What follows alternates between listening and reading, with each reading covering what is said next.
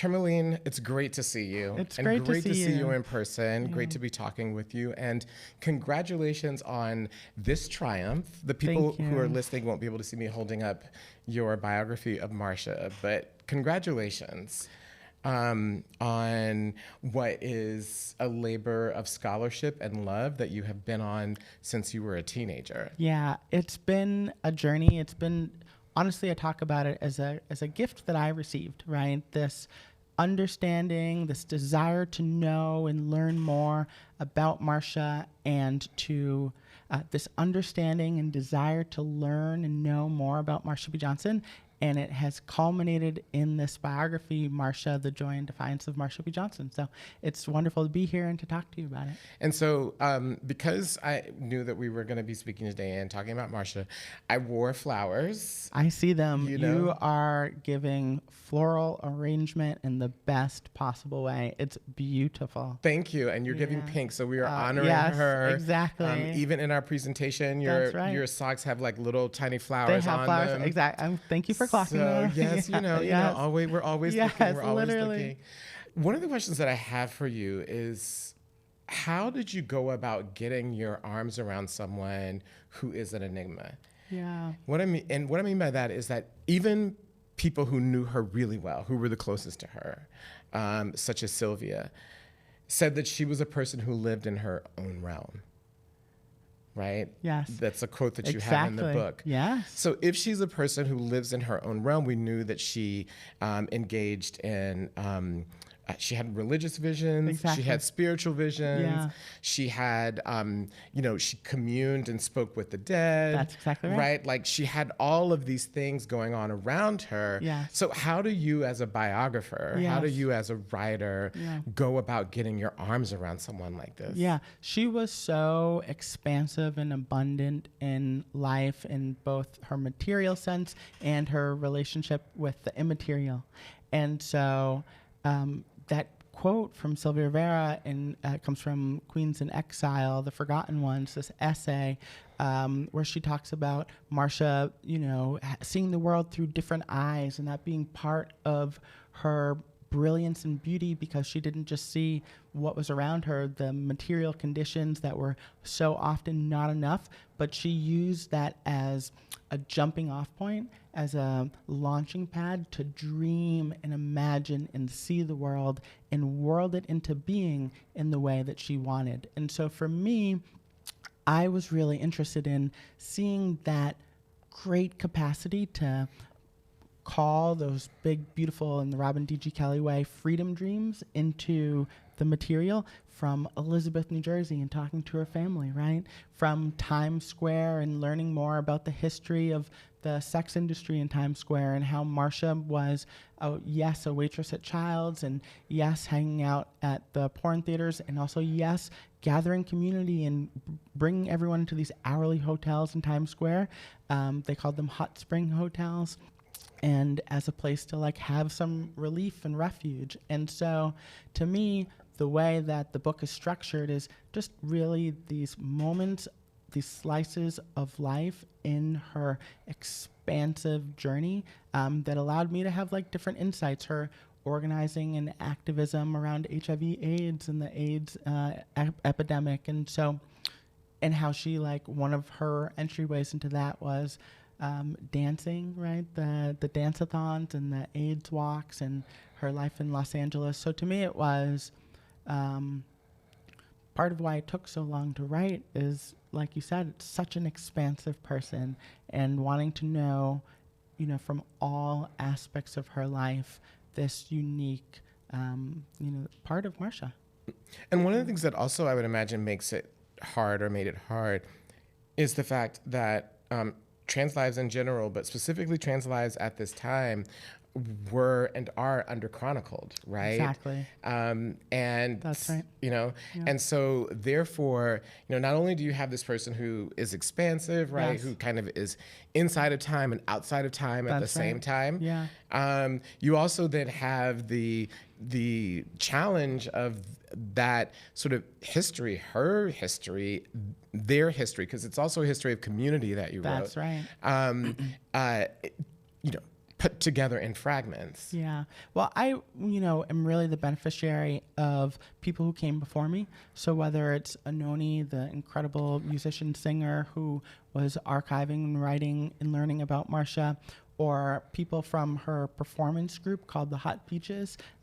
There was a member named Tony Nunziata who started filming her, making a documentary about her in the weeks before she died. And also there were a few other, brilliant artists and activists who knew Marsha's power and wanted to write about it. Steve Watson of the Village Voice, doing this beautiful profile on her. So to me, it was wonderful to see how my process really was in kind of a long line of other people who were, also beneficiaries of Marsha Magic, as I call it.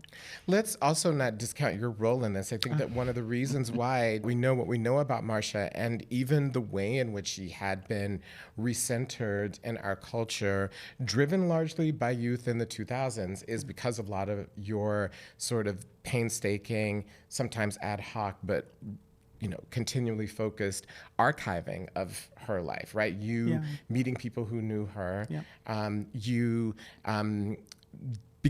being willing and seen as a trusted repository for those things, right? And for the things that support her life. So, I think that, you also are a big part of the story, right? Thank you. Well, that's why I talk about, the gift of it all, because to me, it really felt, when I was a teen, moving to New York and taking the one to the village and hanging out on the pier where my community was, taking up space, showing up, showing out in these beautiful, profound ways, hearing the whispers of Marsha, to me it was a gift because I got to turn the volume up on my life.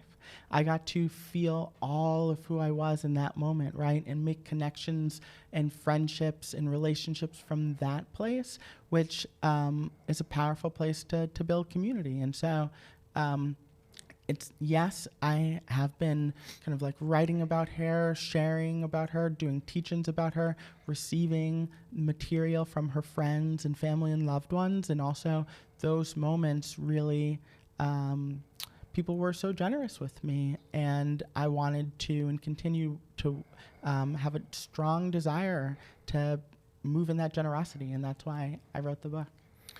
Also films about her. You've done films about her. So,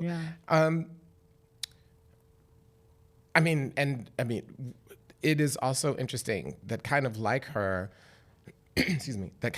you lived in a duality when you were first coming up on her as a figure, as a person, right? Because you were at Columbia, at an Ivy League school, right? Doing that, that's right? And then catching the very long one train. The very long one train. The very long one train down to Christopher Street. That's right? Yeah. And then totally embedding yourself in a community that was trans, right? That was grassroots. That's right. That was the exact opposite of the world that you were leaving. These worlds couldn't be further apart. That's right. But yet, in your person, you were bridging them. And in that, there's so much in her life. Yeah. She would bridge communities all the time, so she grew up in Elizabeth, New Jersey, and I've been blessed to get to know her sister Jeannie and her brother Bob and her nephew Al, and she would take her friends home, her fellow street queens, her friends, back to Elizabeth, New Jersey. Al, talks about how Sylvia and Marsha were his babysitters. And so it's really beautiful to also kind of fill in that history, right? She was someone who, brought fellow street queens up to the department stores to do their makeup at the beauty counters, right? Bridging these worlds through beauty and care, and a knowing that we get to have it all. We are just steps away. We're having this conversation just steps away from where Marsha would have been when she actually left Elizabeth, New Jersey as a teen. That's right. Right, in Times Square. And one of the interesting things that I think that you do is that you foreground that history.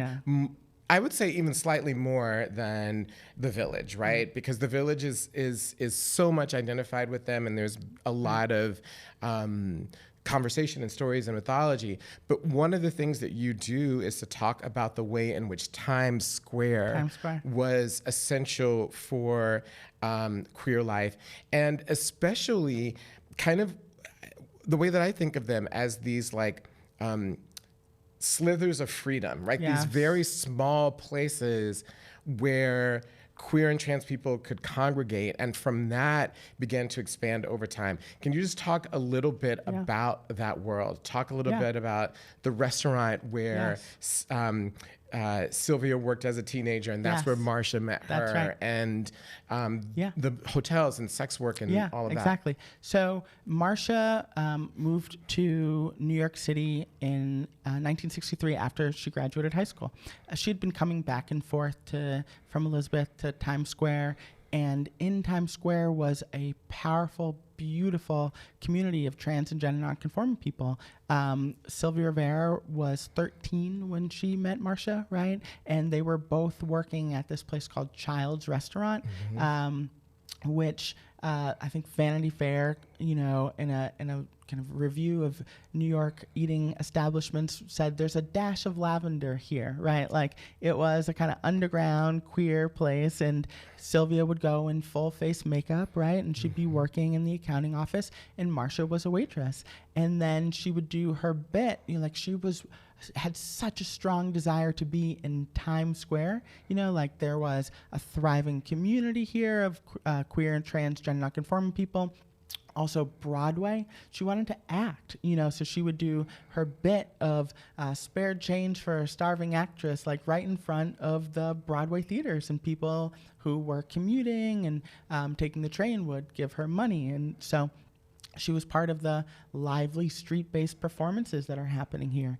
And then also she had a real, community. And I mentioned before, so a lot of times they would rent, when they could get a little bit of money, hourly hotels, right? To just have a place of sanctuary and refuge and a place to also dream. They called them hot spring hotels because whether it was fall, winter, spring, or summer, you couldn't open the window and it was boiling.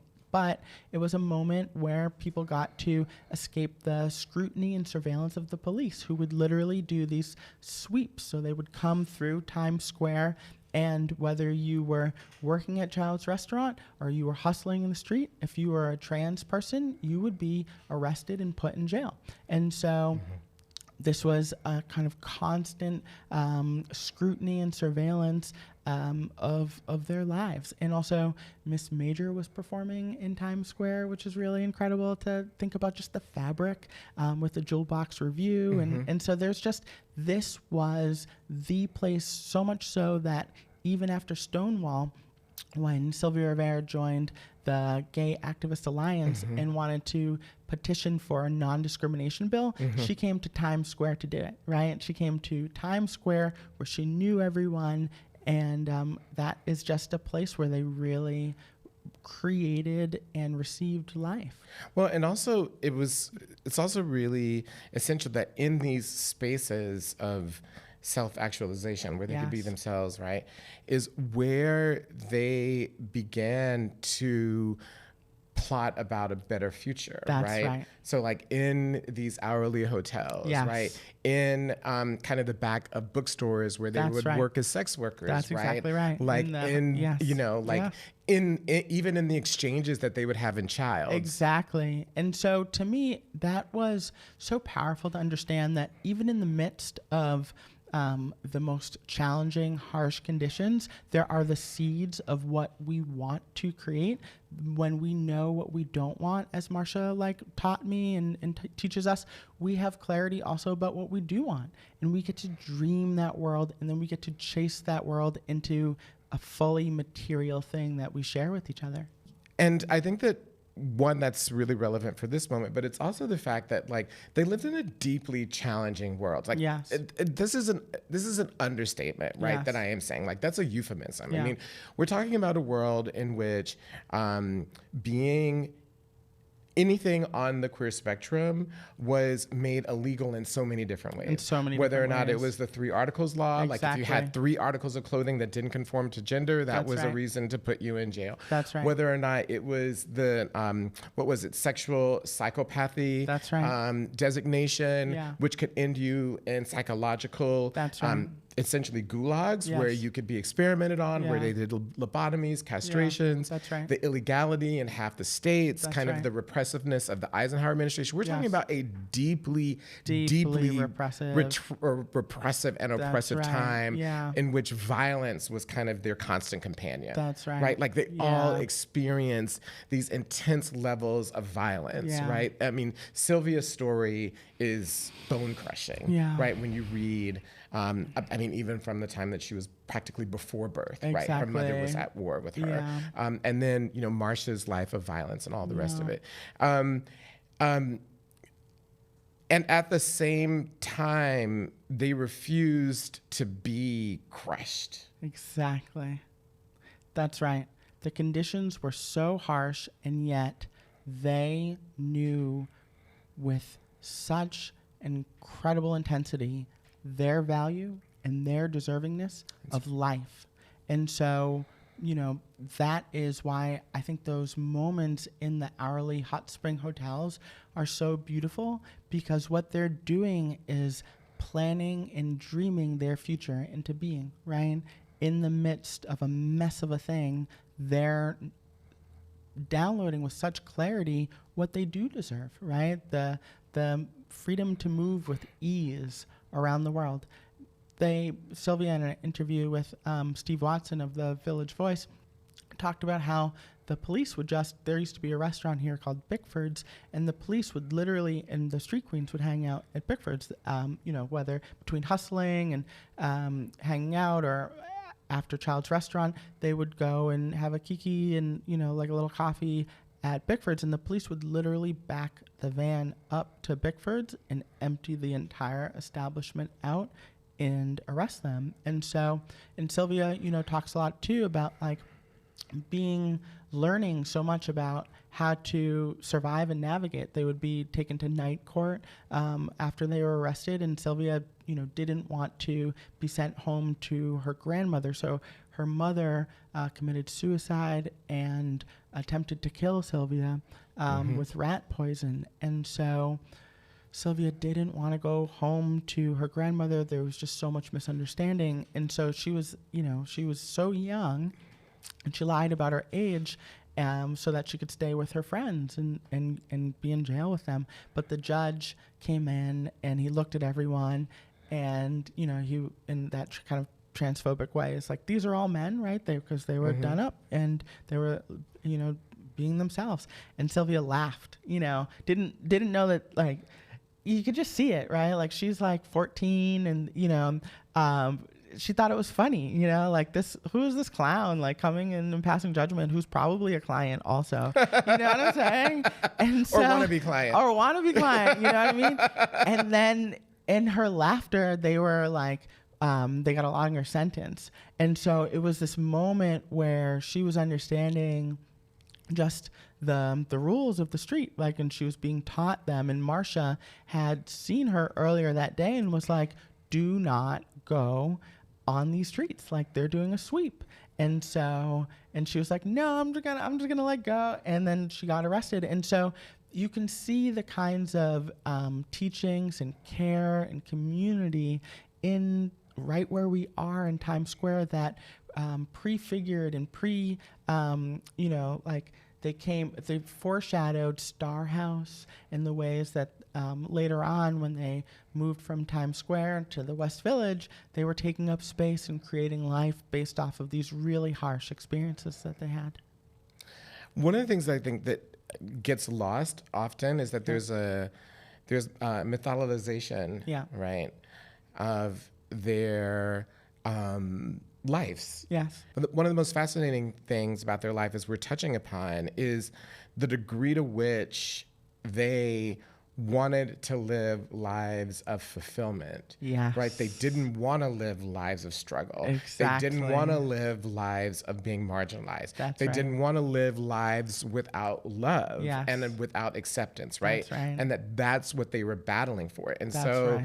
like for them, it wouldn't be hallmarks of our community to have those as the things that define Yes. kind of your worthiness and Yep. your and the degree to which you are of community or not. Because what That's they were right. doing was fighting for a world where none of that would be at play. Exactly. When you read the Star kind of manifesto. That's right. And also, it's so beautiful too how, they were talking about, the necessity for gender affirming care. That's right. Right? Like right after Stonewall, Marsha was talking about, Yep. starting HRT, and she's taught in such a Marsha way. She's like, I got a handful. My bust is a handful, but it's a nice handful. And I'm just like, this is so beautiful, so Marsha, and like so clear the ways that access to healthcare can help you and support you coming to more of who you are. That's right. And the denial of it can really push you far from that. So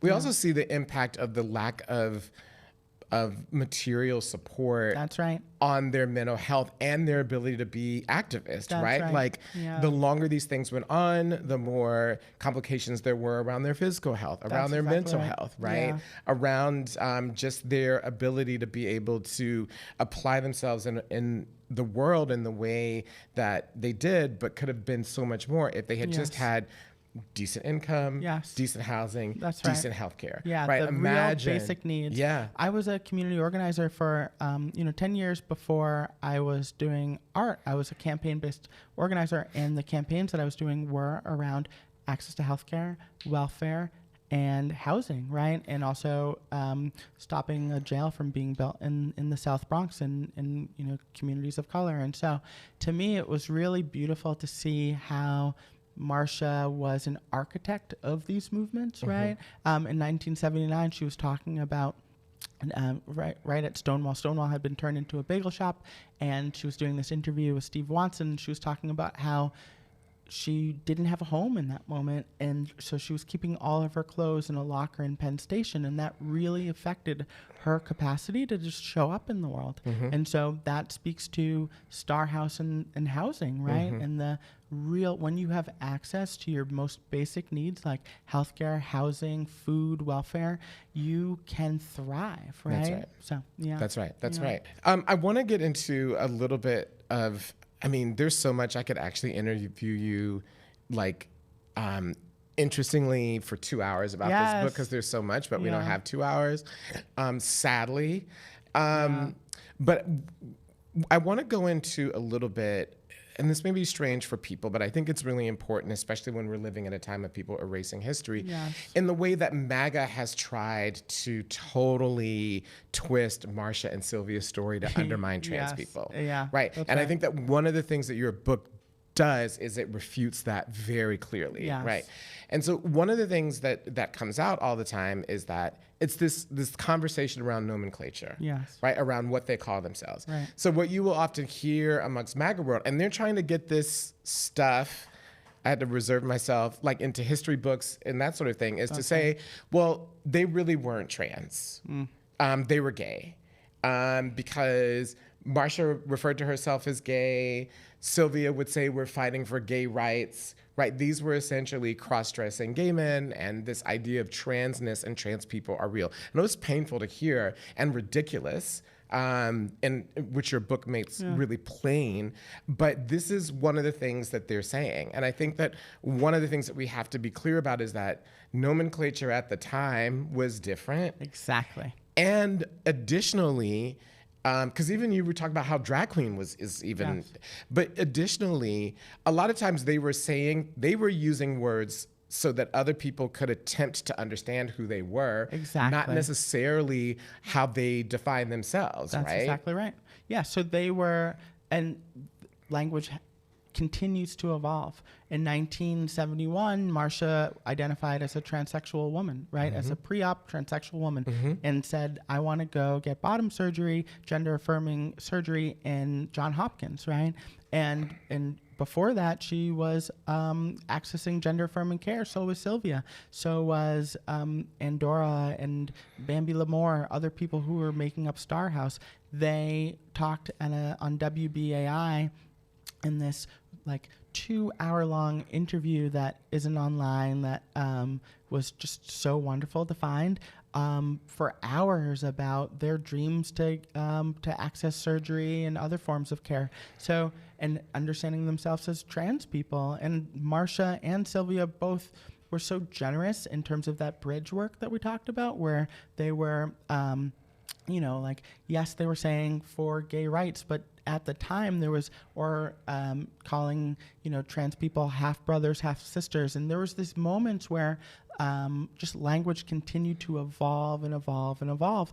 And at the, in 2001, Sylvia Rivera called herself a transgender woman at the LGBT Center in New York City. And so to me, that kind of rhetoric is purposeful misunderstanding. Mm-hmm. In order to continue a project of historical erasure, mm-hmm. in order to continue to undermine the value and deservingness of our lives, mm-hmm. and also it doesn't reflect what they were doing. It's just, it's so, it's like ahistorical, counterfactual, all the things. It's just part of a project where they're really trying to just invalidate our lives.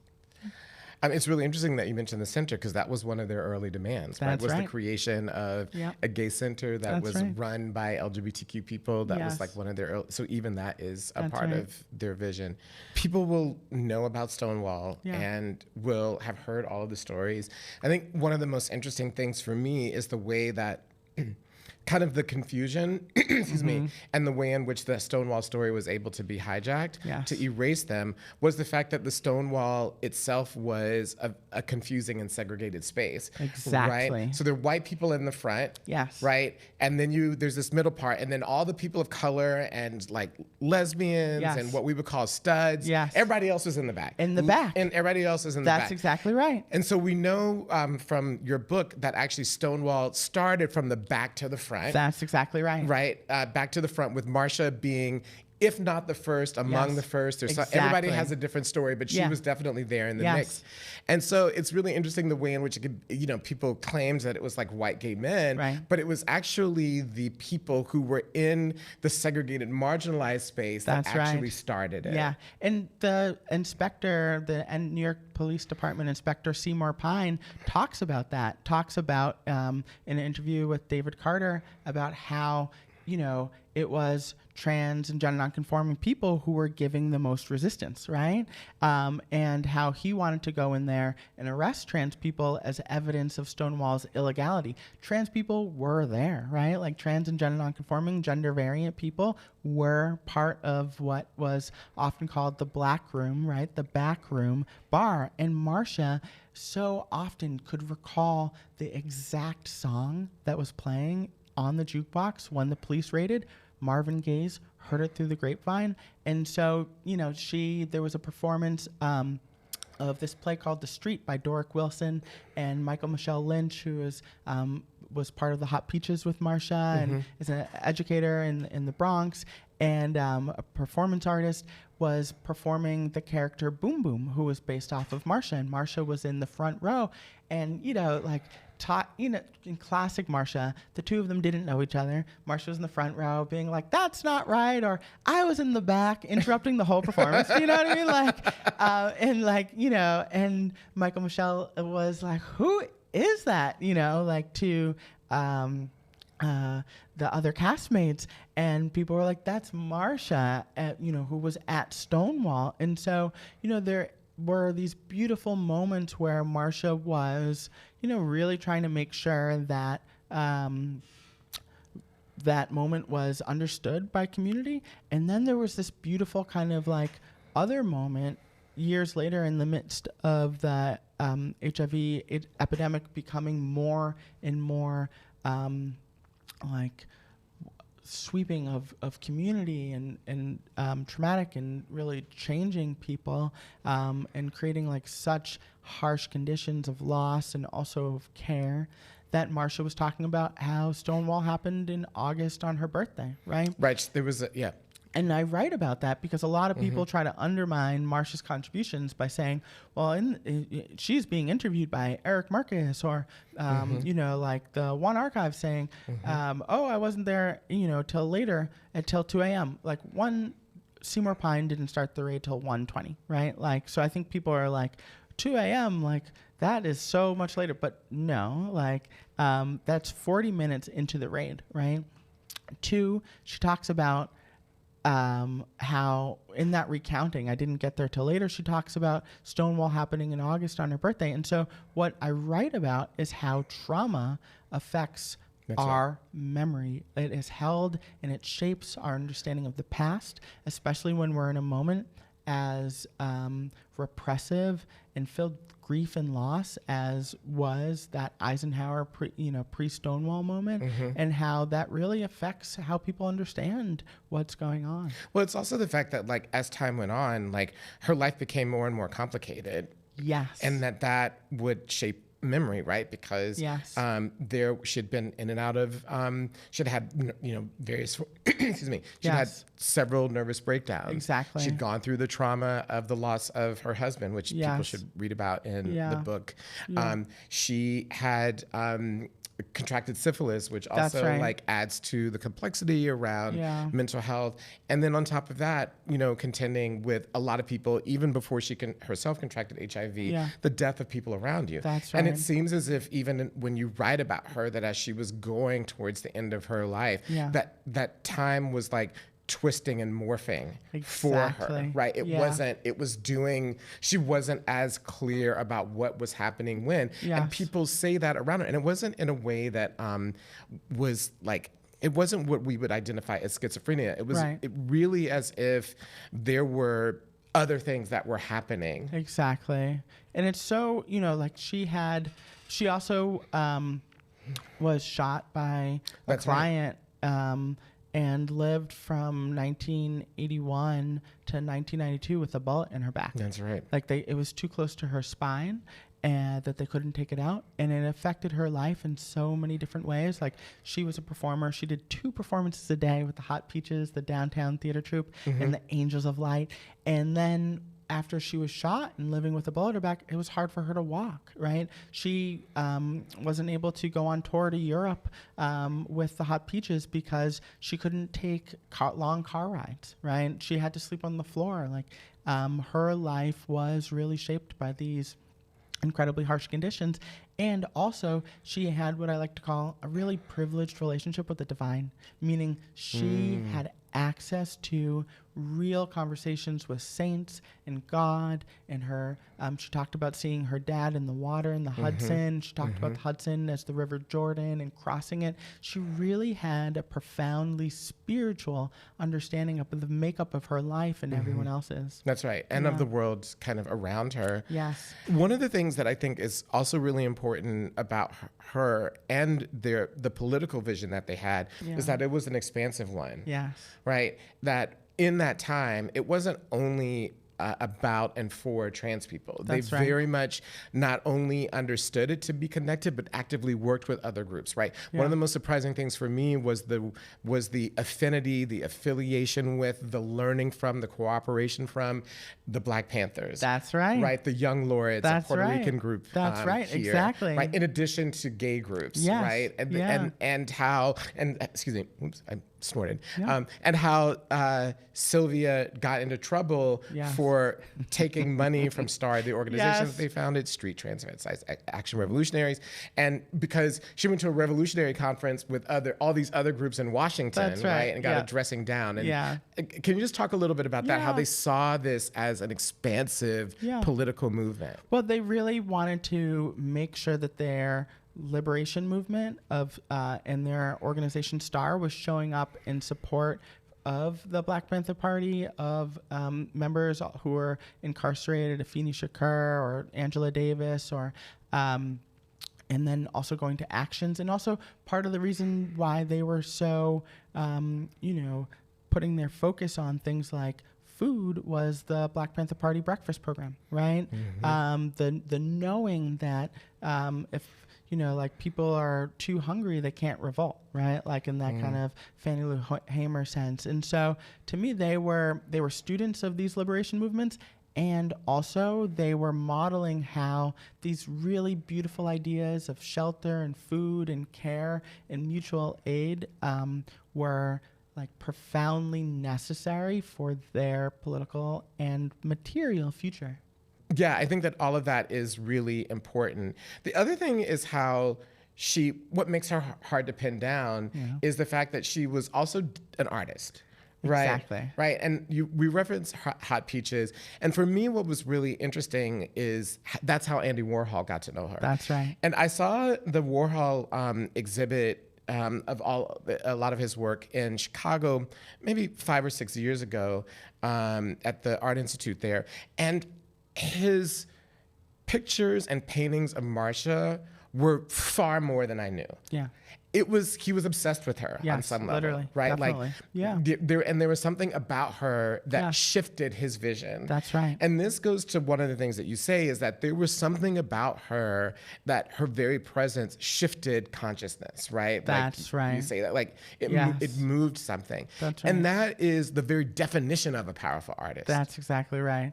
Augusto Machado, who is still alive, is a dear friend and was so supportive and generous with the research of the book, talks about how when people would go and get off the 1 train on Christopher Street and see Marsha performing or standing there or sweeping the street or, like doing spare change for a starving actress, their consciousness would be shifted because they would understand that they were in a place with a greater sense of freedom and that they were allowed to turn up the volume of their lives and be all of who they are in that place and in that moment.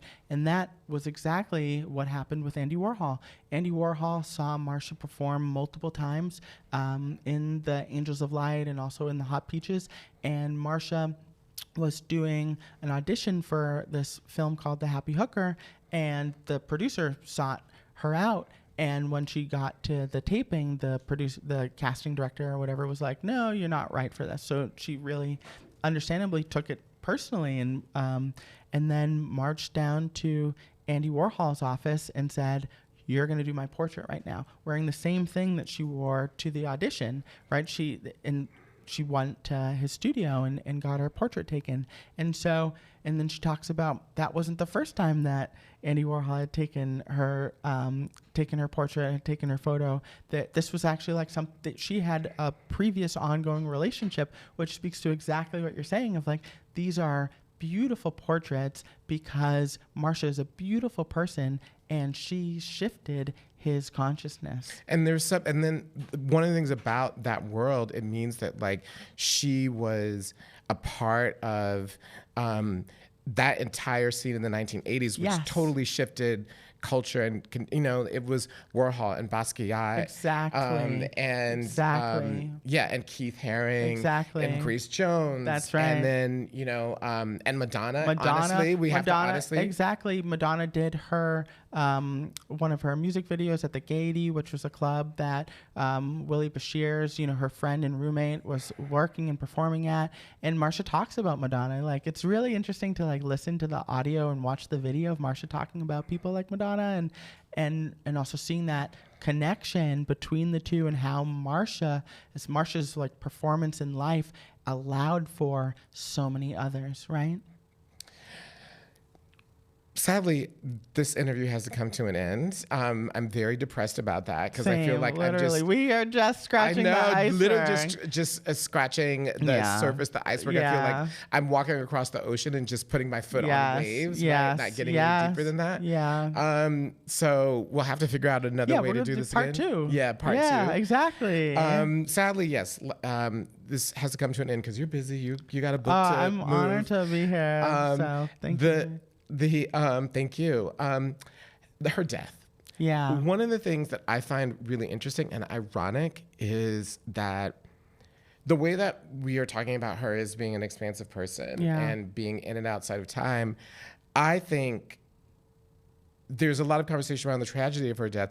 I honestly think that ironically she would be pleased over the varying and competing versions of how she died. Yes, totally. Right? Because all of those versions are versions of her life that are true, right? That's right. Did she walk into the water because she saw her father, and because everyone says she kept being obsessed about that, right? What did that happen? Was she murdered by these group of boys who are men who someone saw? That's also real and could have be possible because of street violence. Was it the mafia, right? That's another version, because there are all these other connections. Like, what are the ways in which this happened? And all of them have staying power because all of them could be true given how expansive and complicated her life was. That's right. Yeah, and I think that part of the book, I was really trying to honor all of those aspects, right? And really follow the through line of each one with a lot of care. And, it's like she lived with a bullet in her back. Like, this taxi driver tried to kill her, right? She talked about being a cat who had 9 lives because of the number of times she survived someone trying to kill her. That's right. And also, at the same time, the pier was like, it had holes in it, like there was these kind of structural conditions. And also at the same time, there was, mental health and not being able to access care, and there's just like and on and on and on. And so to me, it was really important to go through each part and aspect. And and also right before she died, just a few weeks later, she wrote one of her only songs talking about, when I die, please don't cry, I'm gonna come back. Like, she had a deep understanding, right, that this body, this was simply a vessel for God and for source and for spirit, and that it was not the beginning or the end of her story in any way. And also the fact that she lived the life that she wanted to live. Yes. Right. More than anything, right? Yeah. She said, I'm paraphrasing, but if I have to live a life without comfort in order to be who I am, then that's what I'm going to do. Yeah. She lived the life she wanted to do. And there's no powerful statement about someone's existence than their ability to be able to live the life, this brief time that we have, exactly as they want to. That's exactly right. Yeah. Tourmaline, thank you so much. Thank you so much. Whether it be from your writing, your books, your arts, your films in the making, like, you continue to enrich our lives and our history and our vision with your existence. And just thank you so much. It's an honor to be here, so thank you. And everyone needs to rush out and buy this book. It's going to be a bestseller. Thank you. It's going to be a bestseller, I'm telling you. Thank you so much. Thank you. That was author and artist and kind of, I don't know, closet intellectual and archivist, Tourmaline. That's right. Thank you.